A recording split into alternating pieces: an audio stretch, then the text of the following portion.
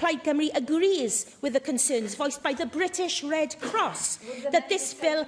No, we've heard enough of your opinions on social media. Thank you very much.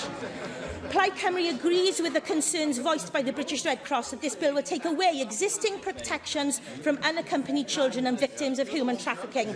Plaid Cymru agrees with the Welsh Refugee Council and Welsh Refugee Coalition that the Senedd should oppose this bill entirely and withhold legislative consent in order to comply with our obligations to protect victims of trafficking in Wales. We reject absolutely this inhumane, immoral attempt to persecute, dehumanise and abandon those who need support and protection.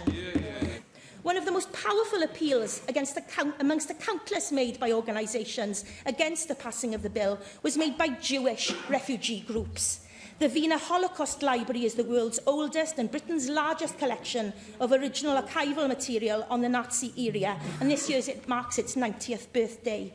The library has its origins in the work of Dr. Alfred Wiener, who campaigned against Nazism in the 20s and 30s and gathered evidence about anti-Semitism and the persecution of Jews in Germany.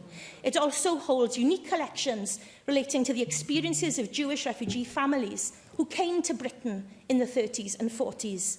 In a rare political intervention, the library, together with the Association of Jewish Refugees, said both organisations are concerned about the impact of the government's proposed illegal migration bill and the discourse and language surrounding its formulation. While the library's collection attests to the agony experienced by those who had to flee persecution, the AGR has continuously supported refugees and survivors.